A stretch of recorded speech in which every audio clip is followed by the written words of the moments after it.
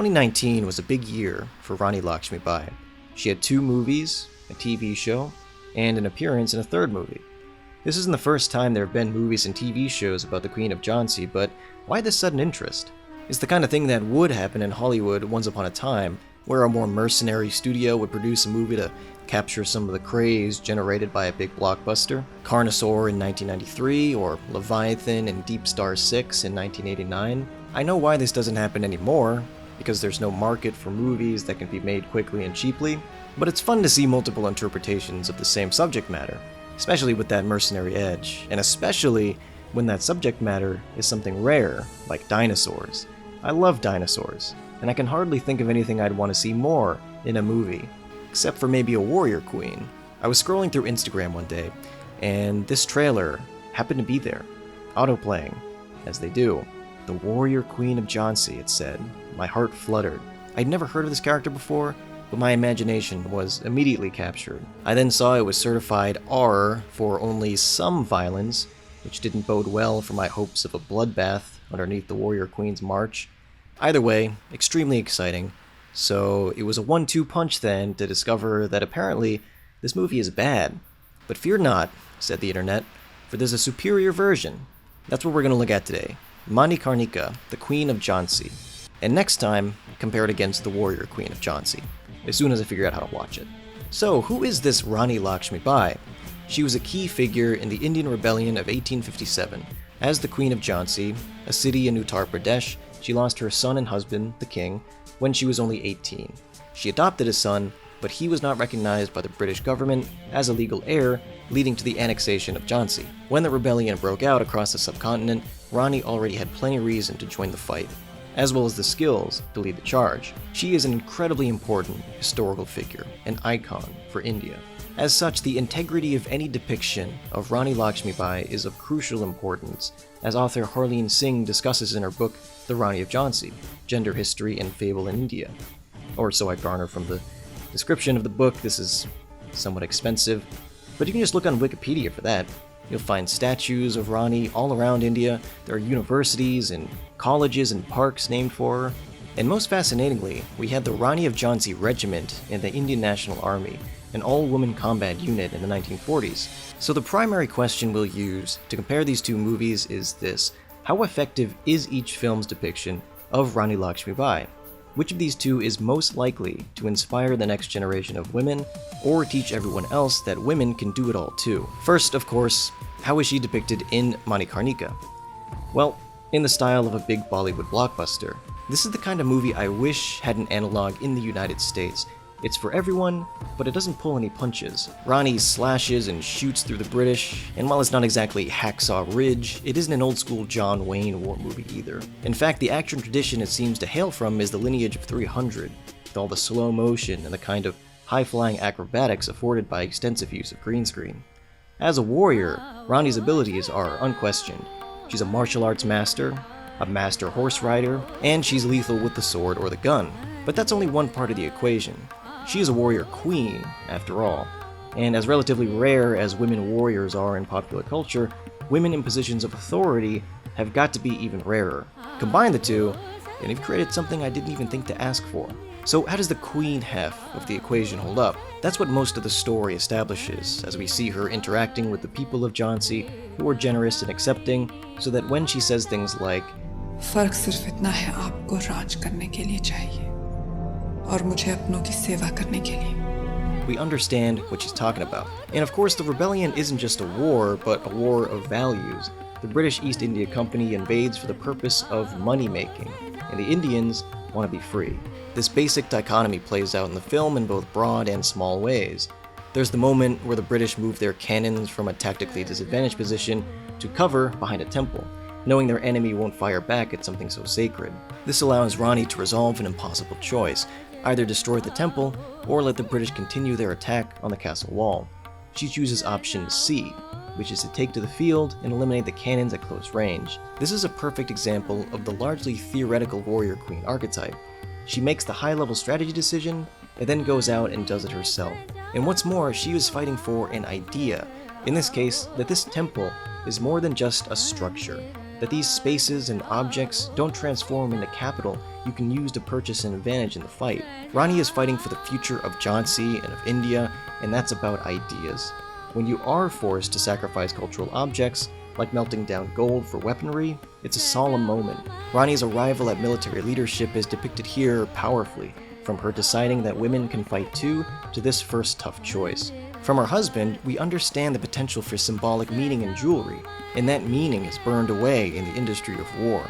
The movie puts forth a number of intriguing postulations like this about how a warrior queen would work, how she would claim such a transcendent status by rising up and inspiring her people. As a leader, she is interested in breaking cycles. When the rebels journeying from Barakpur kill Captain Gordon and take his wife and daughter, Rani shows up to remind everyone who the real enemy is. This is not only about the big picture, but framing the big picture with morality. Fighting a war isn't about vengeance, but the defense of a people. It's important to keep those two things separate because we know that appropriation of the latter can be used to justify the former. In many ways, this Rani of Jhansi is an ideal warrior queen.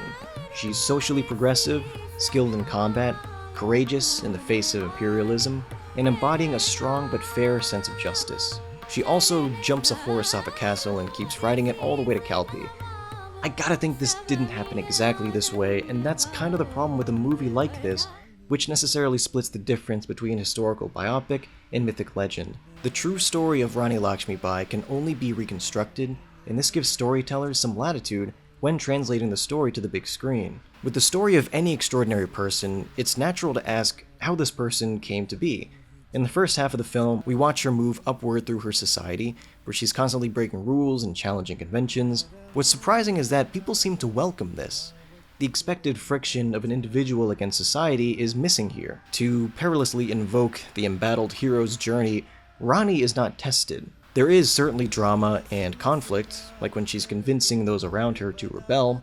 When faced with overwhelming odds, the early stages of rebellion look reckless.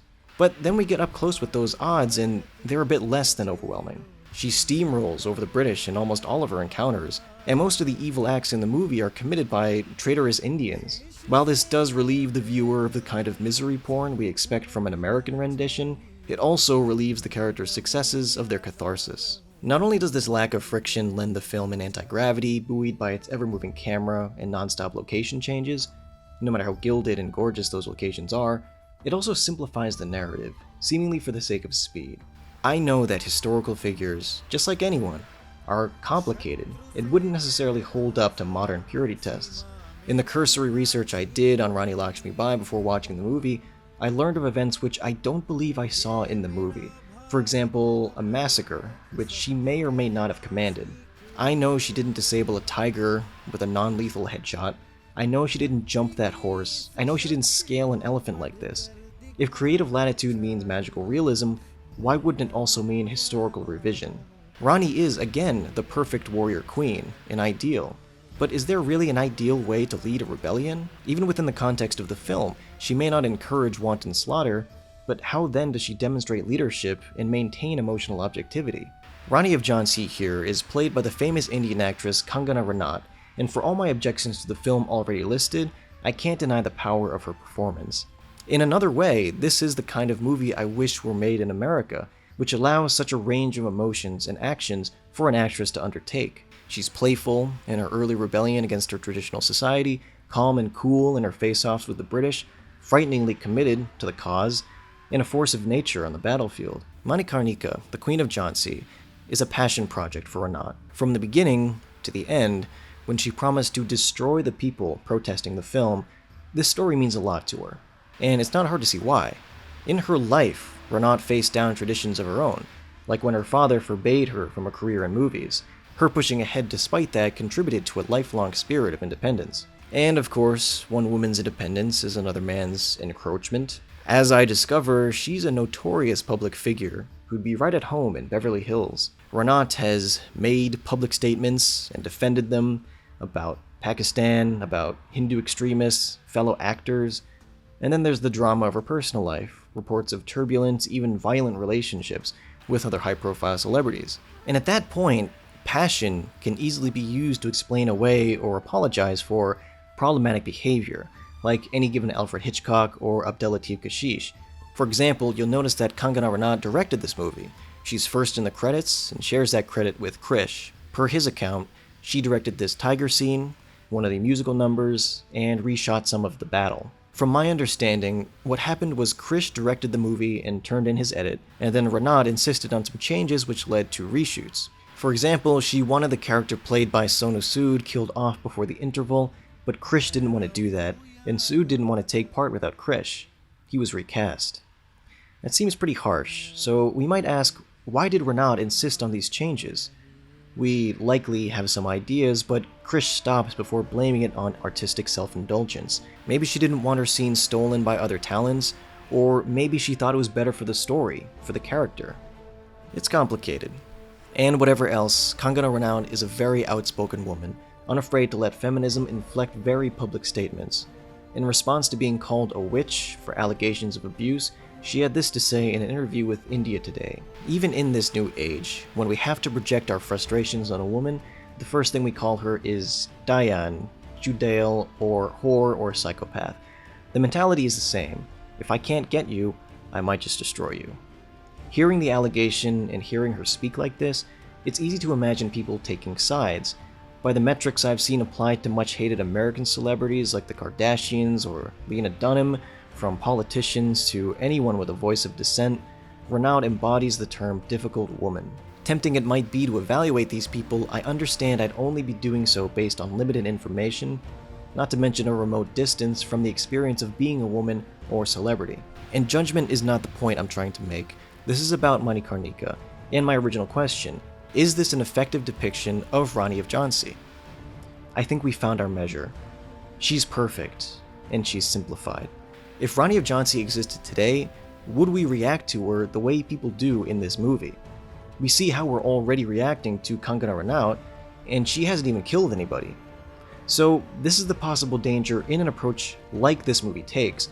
Does a powerful but uncomplicated vision of a woman leader help us believe that women can do anything within the realm of human possibility, or does it disrupt our ability to prepare for the complex reality of women, thereby ensuring we follow our own traditions in perceiving and judging them? Even though there was a minor explosion of Rani of Jhansi in popular culture in 2019, the body of work remains small enough that individual films must bear the burden of ideal representation, as you can see by my own thoughts here. It's more important that a movie like Manikarnika exist than it be absolutely perfect, and that's why having alternate approaches to the same subject matter is a good thing. I like Leviathan.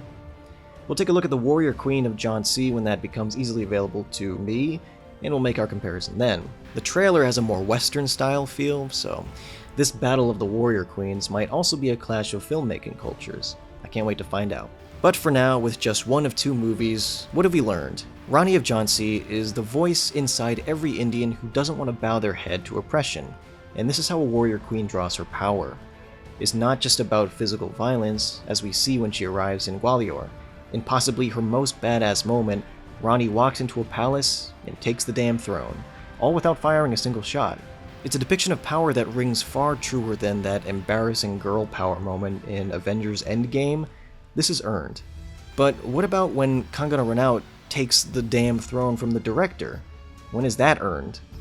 I realize they're vastly different scenarios, but both women are telling the same story, aren't they? Bharat ये रहना चाहिए